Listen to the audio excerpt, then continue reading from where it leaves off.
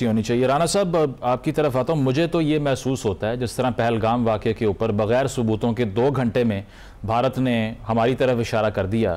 اگر ہم ریپیٹڈلی یہ کہتے جا رہے ہیں جو بگٹی صاحب نے آج بھی کہا کہ اس میں بھارتی ہاتھ ملوث ہے, تو ہم اتنا بڑا پش بیک کیوں نہیں دیتے ڈپلومیٹک فرنٹ پہ؟ پھر ہم ان بوائیکاٹ کی باتیں یا انٹرنیشنل کمیونٹی کے سامنے یہ شواہد رکھ کے ریز کیوں نہیں کرتے؟ جس طرح بھارت نے کوشش کی وہ نہیں کر سکے, وہ اور بات ہے کہ وہ آئسولیٹ ہو گئے. بٹ ہمیں کیا اسی پوٹینشل کے ساتھ یہ کیس لڑنا نہیں چاہیے انٹرنیشنلی کہ ایک نیبرنگ کنٹری انوالوڈ ہے ہمارے انوسنٹ سویلینز کو مروانے میں؟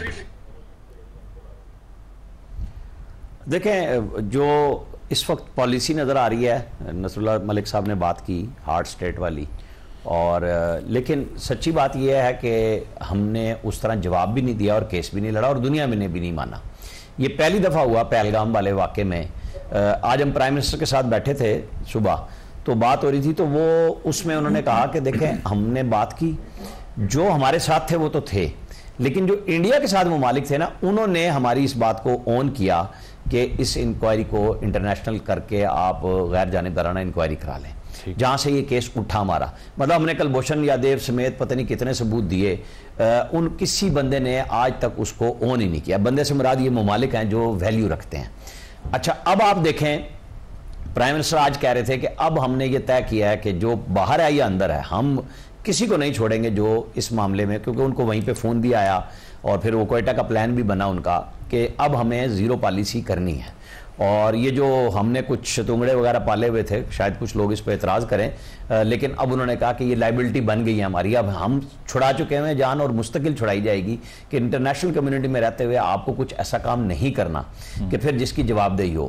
تو اب ہم جب کیس لے کے جائیں گے, میرا خیال ہے دنیا نے سیریس لیا ہے پاکستان کو بہت عرصے کے بعد. ہم دنیا کی جو گفتگو کا کینوس تھا, سیریس گفتگو کسی بھی قسم کی, اس میں ہم نہیں تھے, ان کے ریڈار پہ بھی نہیں تھے, اور خود امریکی صدر اور وزیر خارجہ کہہ چکے ہوئے تھے کہ یہ دونوں آپس میں طے کر لیں, کیونکہ ان کی ہمدردیاں اس کے ساتھ تھی.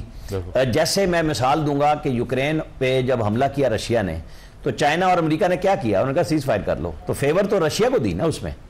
تو اب ہم بار بار کہہ رہے ہیں کہ یہ سیز فائر اس وقت ہم نے ایکسیپٹ کیا جب ریکویسٹ انڈیا کی طرف سے اور امریکہ کرنے والا تھا, دوست ممالک ساتھ تھے, اور ہم اسے اچھا خاصا نقصان پہنچا چکے ہوئے تھے. تو اب یہ جو خزدار میں واقعہ ہوا ہے, یہ تو مجھے تو یہ میں 2 دن سے یہ بات کر رہا تھا کہ ایرانی بارڈر آپ کو کلوز کرنا ہے, اچھا, اور ادھر کوئٹہ سیٹلڈ ایریا سے مارنا شروع کرنا ہے, اور ادھر سے پھر ادھر سے بھی مارے اور سینڈوچ کر کے ان کو مارے. یہ جو ان کے سیٹلرز یا ان کے جو پارٹنر آ جاتے ہیں نا بیچ میں گفتگو والے, ان کو آپ کو تہس نہس کرنا ہے. اس کے بغیر آپ کا گزارا نہیں ہے, اسٹیٹ نہیں رن کر سکتے. نہیں, یہ آپ کا عامر صاحب آپ کا اشارہ یہ پولیٹیکل لوگوں کی طرف ہے جو پارٹنر آپ کہہ رہے ہیں. نہیں, میں سیدھی سی بات ہے, آپ کی اور میری اسٹیٹ بات ہو رہی ہے اس وقت دہشت گردوں کے بارے میں. اب اس کے اندر جو بھی آئے, میں پولیٹیکلی اگر آپ بات کریں گے تو اس پہ آؤں گا کہ وہ تو ہمارے, ہاں مزے کی بات, آج پی ایم نے کہا نا, لوگوں نے پوچھا کہ جی آپ ان کو کیوں نہیں بٹھاتے پی ٹی آئی والوں کو, انہوں نے کہا نمبر 1 تو یہ گورنمنٹ کا ڈیلیگیشن جا رہا ہے, یہ کوئی پارلیمنٹ کا نہیں ہے. نمبر 2 ان کے 3-4 لوگ انڈین ٹیلی ویژنس پہ گئے, انہوں نے سوال کرنے والے نے پی ٹی آئی کا نام لیا تھا, پی ایم نے نام لیے بغیر کہا کہ یہ جو لوگ ٹی وی پہ گئے اور جو تماشا انہوں نے پاکستان کا لگایا, کیا خیال ہے کہ ہمیں ان کو کسی ڈیلیگیشن میں بھیجنا چاہیے؟ آپ اس طرح لے لیں اس بات کو. ٹھیک ہے, پوائنٹ آ گیا اس پہ. حماد صاحب, جس طرح میں نے کہا تقریباً 2000 کیجولٹیز 1 سال میں پاکستان نے فیس کی ہیں دہشت گردوں کے ہاتھوں. اب آ کر جب آپریشن کی بھی بات ہو رہی تھی, ویسے تو بلوچستان میں آپ کو پتہ ہے کہ سیکیورٹی ہائی الرٹ پہ ہی رکھنی پڑتی ہے بیکاز آف دیز کنڈیشنز, لیکن آپریشن کو JUIF نے, پی ٹی آئی نے, ANP نے, سب نے اس کی مخالفت بھی کی.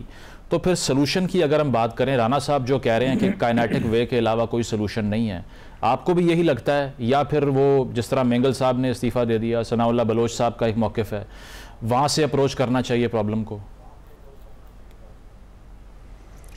دیکھیں, اگر کچھ جماعتوں نے اس کی مخالفت کی ہے تو اس کو ہم اس طرح نہ سمجھے کہ جیسے وہ اسٹیٹ کے بیانیے کے مخالف ہیں.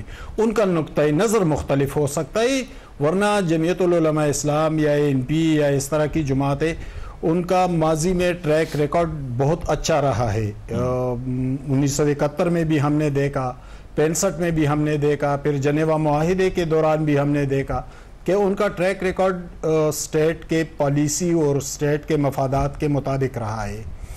رہی یہ بات بلوچستان کے اندر، تو اب تو اس میں کوئی شبہ نہیں رہا کہ انڈیا پاکستان کے اندر ایک طویل عرصے سے دہشت گردی کی کارروائیوں میں براہ راست ملوث ہے. یعنی افغانستان کے اندر جو دہشت گرد کیمپس تھے وہ ہم تو نہیں کہہ رہے، وہ تو اقوام متحدہ کی رپورٹ میں ہے کہ وہاں پر دہشت گرد کیمپس ہیں.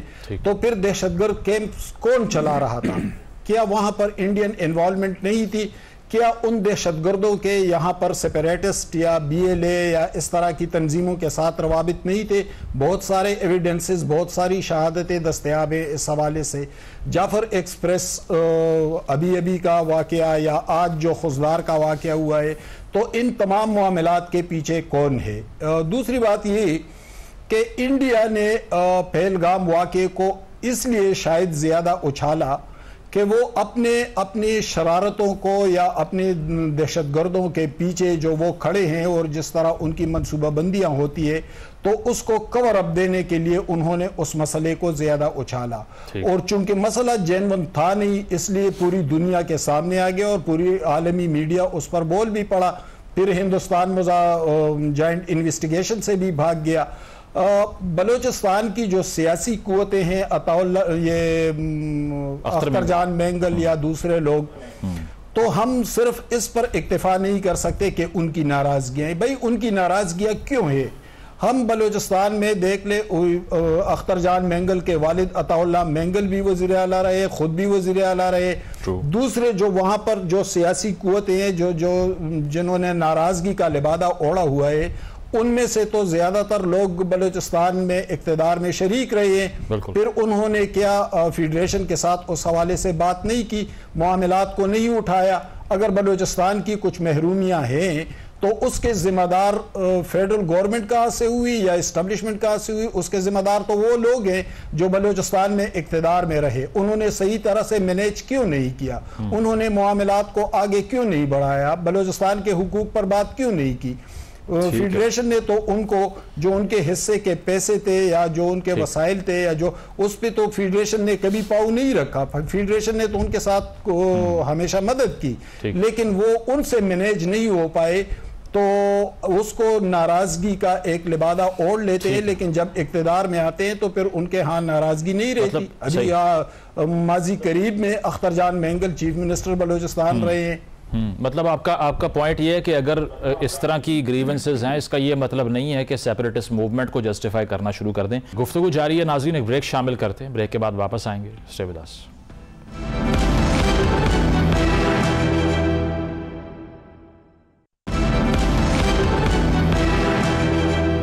ویلکم بیک ناظرین، ڈسکشن کو کنٹینیو کرتے ہیں.